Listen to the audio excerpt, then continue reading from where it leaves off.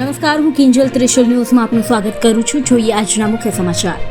રાત્રિ કર્ફ્યુને લઈ ગૃહ રાજ્યમંત્રી પ્રદીપસિંહ જાડેજાએ આપ્યું મહત્વનું નિવેદન. રાત્રિ કર્ફ્યુના સમયમાં ફેરફાર કરવો કે નહીં તે હવે નક્કી કરાશે.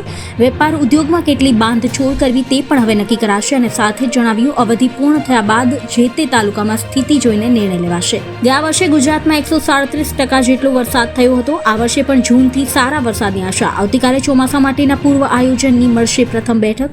મુખ્ય સચિવ તમામ કલેક્ટરોને માર્ગદર્શન આપશે. હવામાન ખાતાના અધિકારીઓ પણ જોડાશે. અમદાવાદ 43 ડિગ્રીથી વધુ તાપમાન સાથે બન્યું રાજ્યનું હોટેસ્ટ સિટી. હવામાન વિભાગ દ્વારા આગામી 3 દિવસ ઉત્તર ગુજરાત, સૌરાષ્ટ્ર, કચ્છમાં હળવાથી મધ્યમ વરસાદની આગાહી કરાઈ છે. ગુજરાતમાં માત્ર 20% લોકોએ જ લીધી છે કોરોનાની રસી.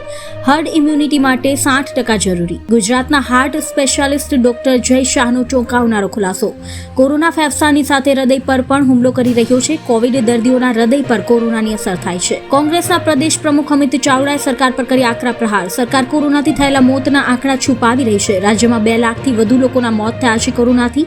કોંગ્રેસ મૃત્યુના આંકડાઓ અંગે કોર્ટમાં જશે. કોરોના મહામારીમાં 13 મહિનામાં ગુજરાતમાં જે લોકોના મૃત્યુ થયા છે તે બધાના પરિવારને 4 લાખ રૂપિયાની સહાય સરકાર તાત્કાલિક જાહેર કરે. કોંગ્રેસ પ્રદેશ અધ્યક્ષ અમિત ચાવડાએ જણાવ્યું, છેલ્લા 5 દિવસમાં પહેલીવાર દેશમાં કેસનો આંકડો 4 લાખ અંદર નોંધાયો. 24 કલાકમાં કોરોનાના 3,66,161 નવા કેસ નોંધાયા. 3,53,818 દર્દીઓ સાજા થયા, જ્યારે 3,754 દર્દીઓના મોત થયા. રેમડેસિવિર પછી હવે મ્યુકોરમાઇકોસિસના કારણે ઇન્ફોસિન ઇન્જેક્શનની ભારે અછત. રાજ્યમાં દર્દીઓ વધતા મચ્યો હડકંપ. મ્યુકોરમાઇકોસિસના વધતા કેસ વચ્ચે હાઈકોર્ટમાં અરજી. સરકારી હોસ્પિટલ દર્દીઓને અધવચ્ચે ડિસ્ચાર્જ કરી દેશે, નથી અપાતી યોગ્ય સારવાર. રાજ્ય કક્ષાના પ્રધાન જયદ્રથસિંહ પરમારની સંતરોડ ગામના સેન્ટરની મુલાકાત બાદ તરત જ કોવિડ સેન્ટરને તાળા. ફોટો સેશન માટે ખાસ લાવવામાં આવી હતી મહિલા દર્દીઓ.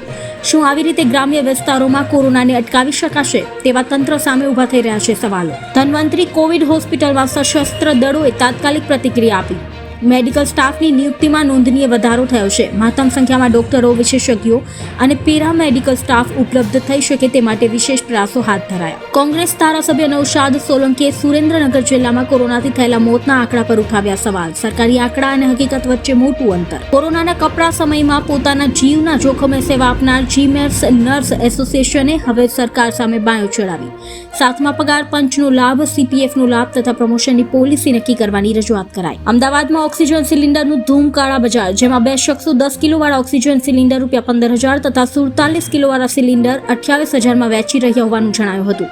આથી પોલીસે બંને આરોપીઓની કરી અટકાયત. પેટ્રોલ અને ડીઝલની કિંમતમાં ફરી વધારો. આજે ડીઝલ 31 થી 35 પૈસા અને પેટ્રોલ 23 થી 26 પૈસા મોંઘું થયું. શહેરો બાદ હવે ગામડા પણ પરમાત્મા પર નિર્ભર. કોંગ્રેસ પૂર્વ અધ્યક્ષ રાહુલ ગાંધીએ કહ્યું, કોંગ્રેસ જર્જરિત અવસ્થામાં ઠીકઠાકની જરૂર છે. સોનિયા ગાંધીનો સ્વીકાર. 23 જૂને અધ્યક્ષ પદની યોજાશે ચૂંટણી. ડબલ મ્યુટેશનનું રહસ્ય ખોલતા વૈજ્ઞાનિકો 3 દિવસમાં માણસનું વજન ઘટાડીને ફેફસામાં હુમલો કરે છે કોરોના. રાજસ્થાન ગુજરાતની રતનપુર બોર્ડર સીલ કરાય. પ્રવેશ માટે RT-PCR રિપોર્ટ નેગેટિવ હોવો જરૂરી. ST બસોનો પ્રવેશ પ્રતિબંધ. તો આ હતા આજના મુખ્ય સમાચાર. જો વિડીયો ગમ્યો હોય તો વિડીયો લાઇક કરવાનું ભૂલતા નહીં. આપના મિત્રોને શેર પણ કરજો. તમારો અભિપ્રાય અમને કોમેન્ટ બોક્સમાં જરૂરથી જણાવજો કે અમારો આ પ્રયાસ તમને કેવો લાગ્યો. દરરોજના મુખ્ય સમાચાર મેળવવા માટે અમારી ચેનલ ત્રિશુલ ન્યૂઝ સબસ્ક્રાઇબ કરજો. આ વિડીયો તમે ફેસબુકમાં જોઈ રહ્યા હોય તો વિડીયો લાઇક કરી દેજો અને હા, સાથે જ અમારા ત્રિશુલ ન્યૂઝના પેજને લાઇક અને શેર જરૂરથી કરજો. ધન્યવાદ.